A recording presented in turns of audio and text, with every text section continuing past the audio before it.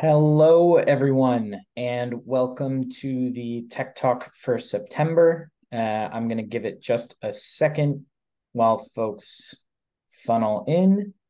Chase, if you want to share screen, we can jump into it in a few. All right, should be good. Yep, got it. Cool. So, hello, everyone, and welcome to the Tech Talk for September. My name is Brendan Hahn. I'm Senior Product Marketing Manager here at NowSecure. I'll be your host for today. But I am joined by Chase, who is a mobile security researcher here at NowSecure for the Tech Talk today. A few quick housekeeping items before we start. You'll see that our chat is active for today's session. So feel free to throw any thoughts or questions that you have in there. We also have the Q&A feature enabled for this session. So if you have a question that you'd like Chase to answer, feel free to throw it in there. We will either get to it as we go, or we have a time blocked off for Q&A at the end. If we hop to the next slide, I have a couple of quick plugs before we start. The first is that this session is being recorded. And this session and all of the other tech talks that we've hosted this year are available for free on NowSecure Academy. You can sign up for a free account there. And the second plug is for our NowSecure Connect event, which is coming up in October. This session actually will likely bleed into another session in Connect. I'll let Chase talk about more as we go. And then the last plug that I have is that we host these monthly. So keep an eye out for our October Tech Talk as well. With that, Chase, I'm going to kick it over to you to take us away. Cool. Thanks, Brendan. I'm not sure if I can see all the questions and answers, or I guess questions as they come in. So feel free to interrupt me if there's anything I gotcha. that you guys have. Yeah, so I guess let's get right into this. But as far as quick introductions go, as mentioned, I'm a mobile security researcher for NowSecure. I primarily focus on Android, but have experience in a variety of different platforms. And here at NowSecure, and just being a security researcher in general, reverse engineering is core to fulfilling my responsibilities as a security researcher. So today I kind of have a quick little demo and a walkthrough on kind of getting into the mindset of a reverse engineer slash mobile app hacker, walking you through what my process would be if I was interested in understanding how an application functions on the back end. And then hopefully you guys will have some questions. We can talk about different techniques, how to get over certain blockers you might overcome or run into as you're reverse engineering an application. So yeah, also before I get started, I just want to throw out a disclaimer. Hacking is illegal. Make sure you have permission from the application's developer before you go and exploit it. Only hack for ethical purposes. So this demo is given for educational purposes only. We're teaching about reverse engineering and not being malicious. And just to make sure that we are really not being malicious, it isn't really even possible with this application. We are going to be reverse engineering a Blackjack application, but it doesn't use any real money. So we're not stealing from anybody. The app is also local on the device only. There's no online play. We're not going to be ripping anybody off or trying to beat other people. We're just playing against a computer. With that being said, though, the techniques that are going to be shown would work on a variety of different applications, not just local only apps. And it also, this demo will be on an Android application. But again, the techniques do apply to iOS. They would apply for Mac, for PC applications as well. But just for this demo, it'll be an Android application. So let's go ahead and get started. So first thing you want to do when you are trying to reverse engineer application is first pick your target, right? In this case, as I mentioned, we're going after a Blackjack application. And it's the same thing with any app, whether it's a game or whether it's a messaging app or a social media application.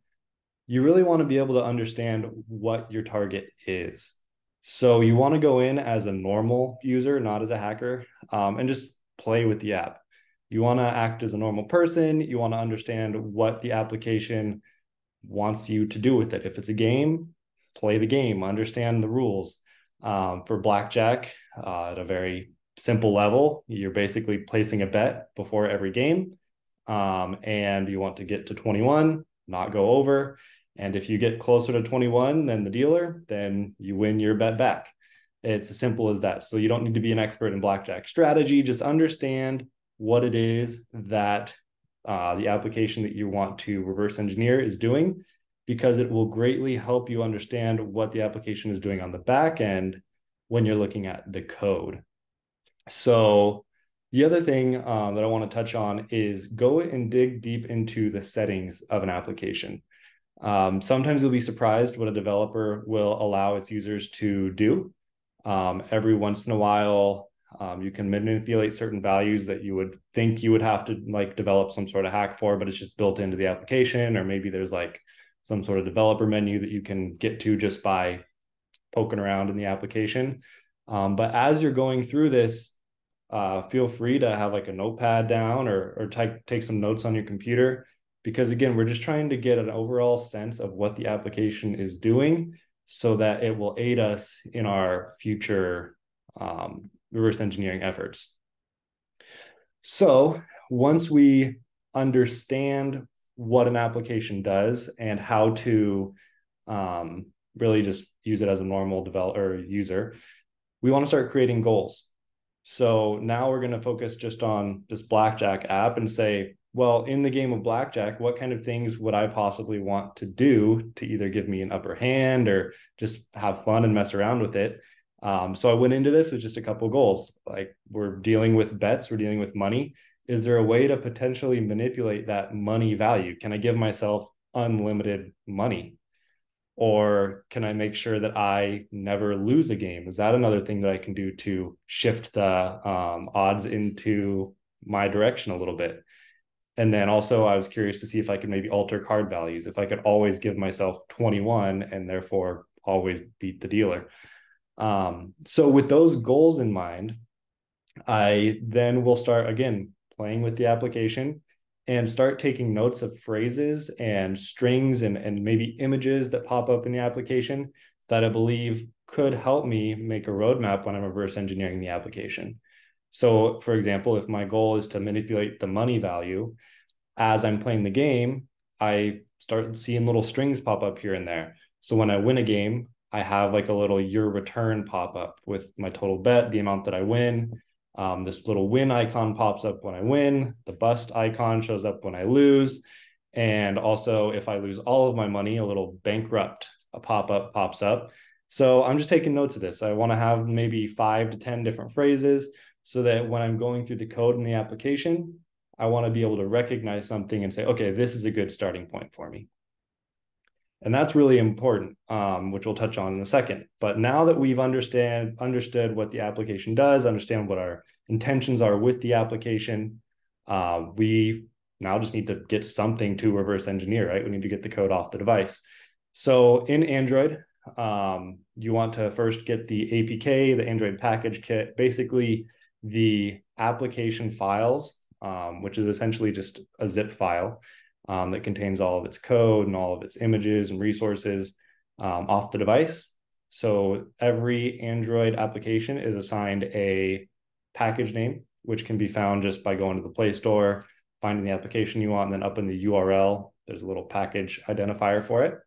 Then using ADB, which is the Android debug bridge, that you can have access to by installing it on your system and then enabling developer settings on your Android device. You can pull that entire application package kit, that entire app binary off your device. And then once we have the application on our system, we will decompile the application. In this demo, we'll be using JADX GUI. You can also use like bytecode viewer. Those are my 2 recommended and favorite free open source options. They also have like commercial versions that are a lot more expensive, sometimes a bit more powerful. But really, doesn't necessarily matter. It's mostly personal preference. So once we have the code and we have decompiled it, it's really easy to feel like you have hit a brick wall, right? That it's very easy to get overwhelmed, and you'll start opening up classes and methods, and you just see a whole bunch of gibberish like this. And it's not familiar to typical developers. Normally, when you have a variable, you'll set it to a very descriptive variable name, following best practices. But sadly, when you decompile applications, that is very rarely the case, especially in Android. In Android Studio, there's certain build options that are triggered or set by default, which typically build the application with ProGuard or more recently R8. And what these libraries do is they really just have three purposes. They obfuscate the application, which essentially just means turning those human readable friendly variable names into these single letters and numbers. One, to make the code harder to understand for reverse engineers, but also shrinking variable names can do things such as shrinking the overall application size, which is preferable because as a developer, you don't want your app to take up the entire space on a user's phone.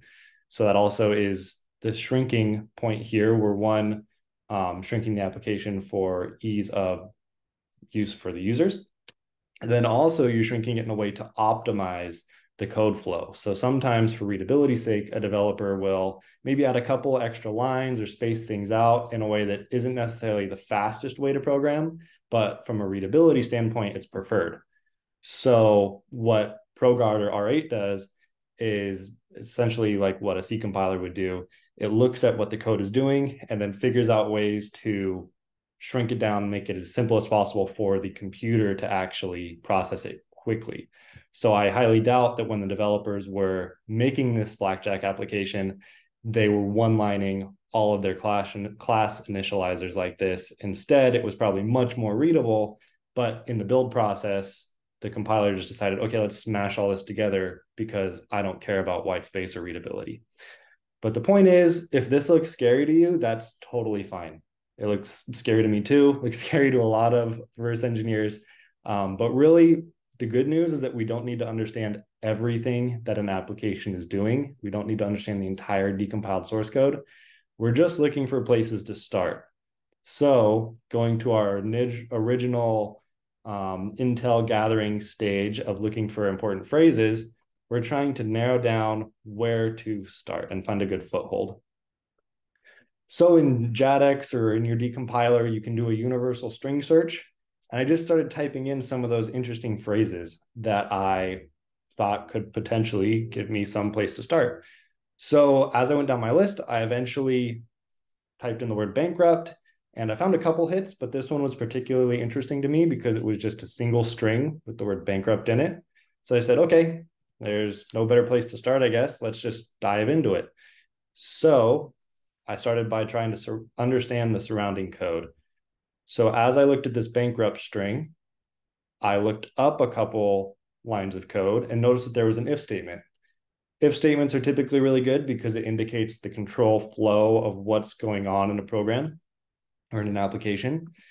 So just translating this a little bit and knowing that we're dealing with some sort of bankruptcy case, what this code is saying is if A10, again, the original code wasn't called A10, but the builder decided that we're going to strip out the original name, call it A10. If it's less than whatever our evar class is here, and on the K method, whatever that returns, if this value is less than this, then we're going to be bankrupt. Okay, so I guess that makes a little bit of sense. So I went ahead and said, well, what is this evar? Because I can assume that if we're checking if something is less than it, and if not, then we're bankrupt, then A10 is most likely our current amount of money. So I'm like, okay, one of my goals is manipulating money. That seems like a kind of good indicator that I'm on the right track. So I click on this F18 value to see what it is. And I kind of feel like I hit a dead end, right? I hit this interface with D with literally nothing in it, just that one kind of obfuscated, weird looking class. But in Java, An interface is essentially kind of like an abstract class in other languages, and other classes can implement interfaces. So it's kind of like a false dead end. So again, using the search feature in my decompiler, I look for classes that implement this D method, and I get a much bigger class. This is just the top snippet of it. And when I look at the constructor here, I see a little settings string. So again, I don't really know what the class names mean because they're just single letters, but from looking at the context and what these classes contain, it starts to kind of leak out information on what it is that I'm looking at. So as I scroll through this class a little bit more, now knowing that it has something to do with settings, I scroll down to, again, this K method that we were checking against. And the K method has this get float call, and it's getting whatever value is at this obfuscated string, which again, I don't know what that means. I don't really care, but I see that the default value is set to 10. So because I was poking around with the application at first and taking notes of different things, I remembered that the 10 was actually the minimum bet amount that the application lets you bet with. You can't bet any lower than 10. So I'm like, okay, that's interesting. And it makes sense in our case, right? If my current money is less than the minimum bet amount, then I can't play anymore. And then it's just going to throw a bankrupt condition. So I'm like, okay, cool. I now understand what that little if statement does. Let's now go back a little bit, start renaming our methods, try to make this a little bit more readable and clean it up. So I call this K method, get minimum bet. And when I do that with basically this top part of the function, then I call it bankrupt check because that's essentially what we're doing. I name my interface here, settings store, and kind of clean this up a little bit. Again, I don't care about any of this down below. This is all junk, but this points me in the right direction that I'm dealing with money. So I also did the similar thing with the values before it because I wanted to see where we got our current money value from. And similarly to this setting store, when I looked at this first instance, I noticed that it was called bank store. So we're going to dive into that. And this bank store class was a lot simpler than the other setting store class. It only had two methods. It had A and it had B. It had a get float, which defaults to 0. And it also had a put float, which was also like at this obfuscated string. And our put float took in an amount, and then it just basically set that value there. So again, using what I'd previously collected from the decompiled method that we kind of deconstructed and cleaned up a little bit, I was able to deduce that this must be our getting money from the bank and setting money from the bank. So this was essentially my first goal. I wanted to find whatever was responsible for dealing with money in the bank in this application. And this is my class, this B class that implements A, which was in that really ugly method. It eventually just kind of all unraveled and fell into this part. So with that in mind, that this is the class that is responsible for dealing with money, I can now move from the static side into the dynamic side. And really, the dynamic side is the part that allows us to develop cheats, to develop these things during runtime and application. And so for this demo, we're going to be talking about Frida. For those who don't know, Frida is a dynamic instrumentation hooking framework, and it allows you to write your scripts, your hooks in JavaScript. And what Frida essentially does, or any dynamic hooking framework, is it allows you to manipulate how code behaves in an application on its back end. So that essentially means if we find a class that's interesting to us, we can just pretend to be that application. We can jump into its memory space and initialize a class. Or if there's a class that's already initialized, we can kind of take it over and call its methods with whatever values we want, with whatever arguments we want. We can manipulate the return values. If, for example, a method from a class is returning true, but we don't want true, we can make it return false, no matter whether it wants to or not. So it's very powerful. And so basically, Frida, you can download it from GitHub. It's most easily run on a rooted device, but it can be run in a non-jailbroken, non-rooted environment.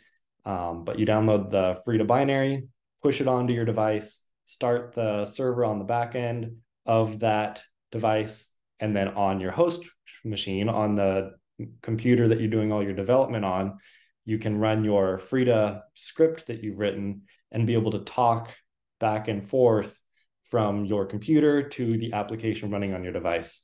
And I'm sure if there's questions about that, we can go over it in a second.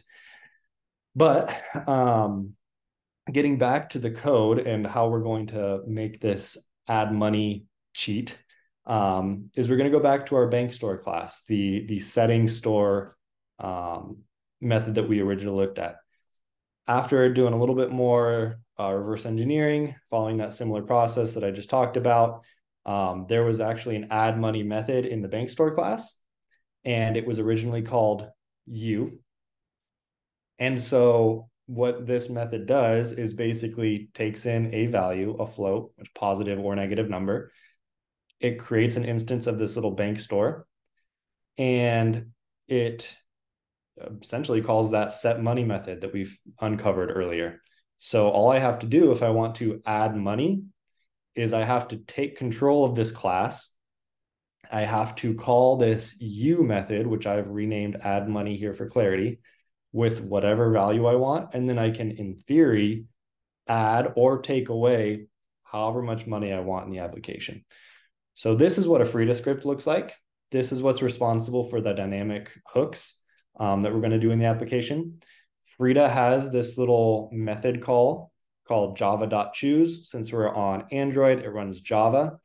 We're going to basically what this choose method does is loops over an application's memory space for any instance of the class that we specify. So this E3Y class is this bank store class, but again, because Frida doesn't know that I've in my decompiler renamed it to bank store and add money, I have to use the R8 compiled obfuscated version of the class name. So I'm looking for all instances of this E3.y, and every time it finds it on match, I'm going to take the instance of that class and I'm going to call the U or the add money method of that class with whatever value I want in my Frida hook whenever I call this method from Frida. So now I have my JavaScript hook set up. What I want to do is run Frida with this little command here. And this is what we'll end up with. Here on the left-hand side, I have the app.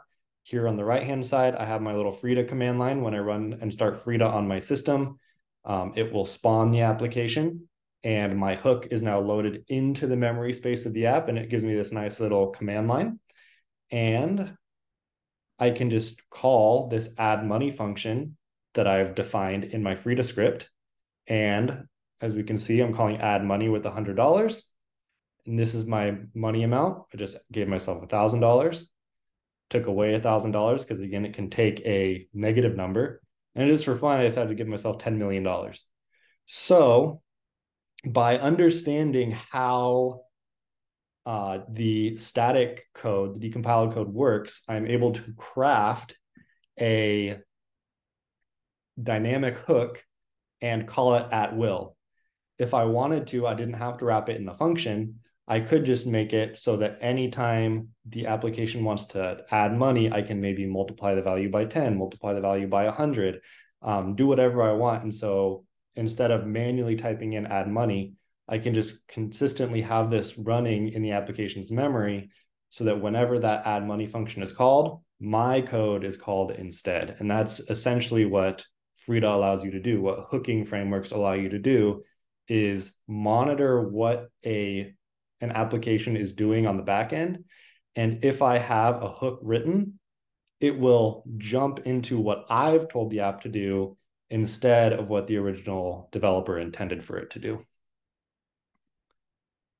So because we're running out of time, I won't get into a little bit more of the advanced techniques, but I'll do a little shameless plug for the NowSecure Connect. We actually have a Frida track where we'll be going over more complicated use cases for Frida, some maybe blockers that you can run into, some strange reverse engineering challenges that you typically will run into and how to overcome them with Frida.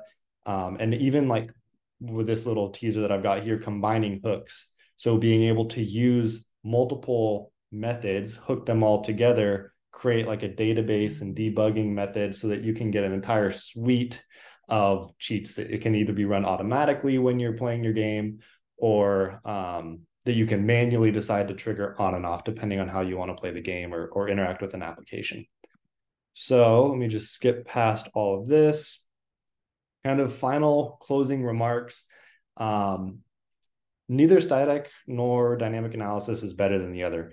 Really, the marriage between the two tools is what's key. You want to be able to understand what an application is doing on the back end, and then that makes it much easier to write your Frida hooks and manipulate it during runtime. I actually have a blog post coming out, I believe next month on the NowSecure blog, where you can kind of sidestep the whole static analysis process and do this from a pure dynamic point of view from Frida. And so it gets a little bit more into how to debug with Frida and kind of do a more brute force spray and pray approach to see if you can find these methods without actually decompiling the application, which is nice because you don't have to understand how the code works.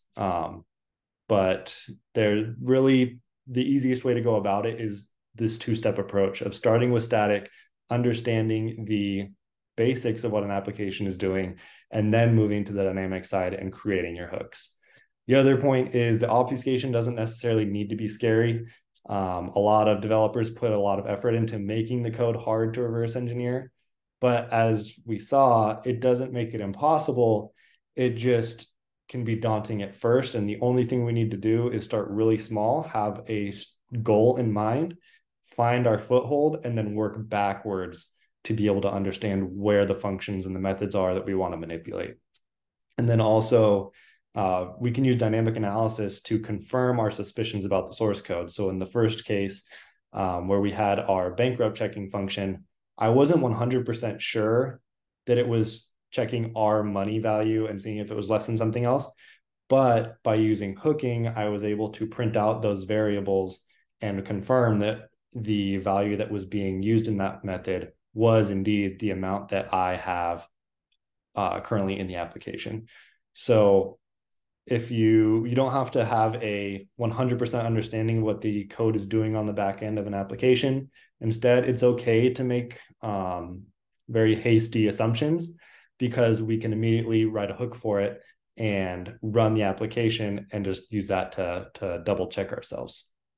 So with that being said, I guess we'll open it up to Q&A. I know this was a little bit fast. It was a little bit technical, but hopefully it was understandable. And if not, feel free to ask any questions about it. Thanks.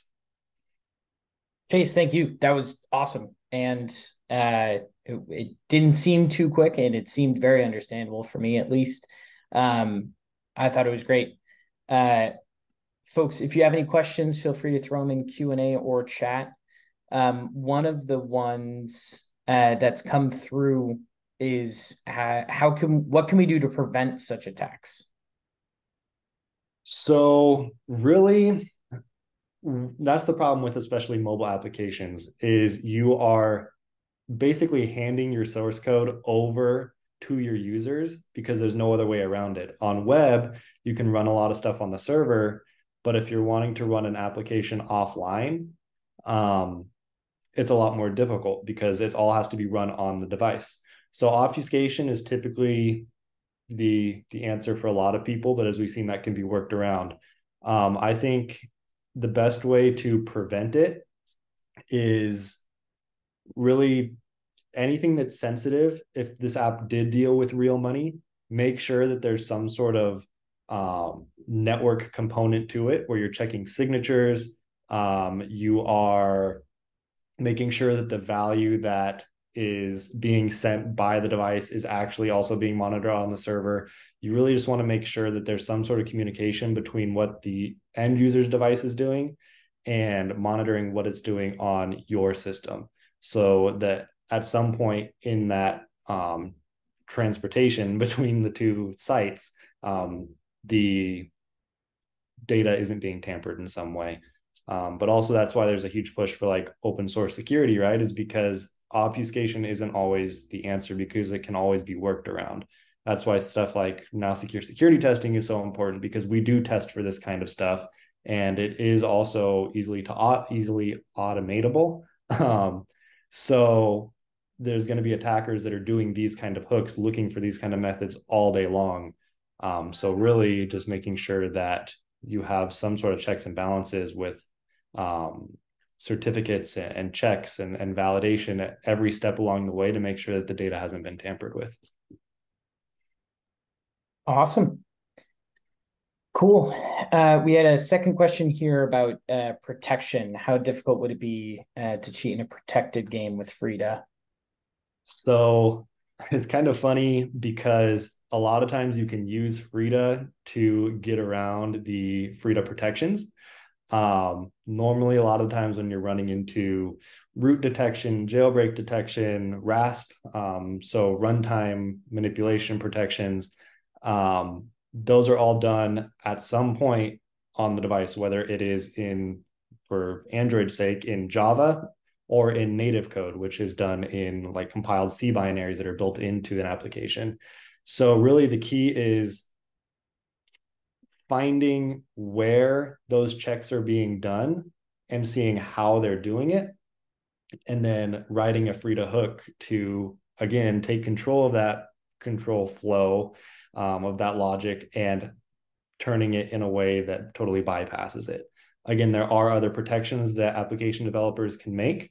Google provides a lot of really good ways to ensure that Frida and other hooking tools can't be used as easily. But as long as you're persistent and as long as you're stubborn enough, there's typically some sort of workaround. It's always a losing battle when you're fighting against this stuff, because people are always going to try to come up with new and inventive ways to combat this. So if you're trying to protect against Frida hooks, against dynamic instrumentation on your application, you really just want to make sure that you're staying up to date, listening to what the leaders in the space are doing. There's a lot of closed commercial tools for application developers to throw into their application, different libraries. And so really, you want to throw in as many complicated features as you can without worsening the user experience, without making your application really slow. But yeah, typically there is always a way to work around it if you're willing to put in the work and really dig into the checks that an application makes. Gotcha. I know that we're over time a little bit, so we're going to cut it off here. I just wanted to say, Chase, thank you again for joining today and leading us on this tech talk. This was super interesting and really appreciate it. Folks, if you registered for this, you'll get the replay via email. And as I said at the top, all of the sessions that we've hosted this year are available for free on NowSecure Academy. And please, please, please be sure to check out NowSecure Connect so that you can learn more about Frida, hear more about these Frida hooks and all of that content that Chase teased during his talk. And we look forward to seeing you next month for the October Tech Talk. Thanks for Thanks having all. me.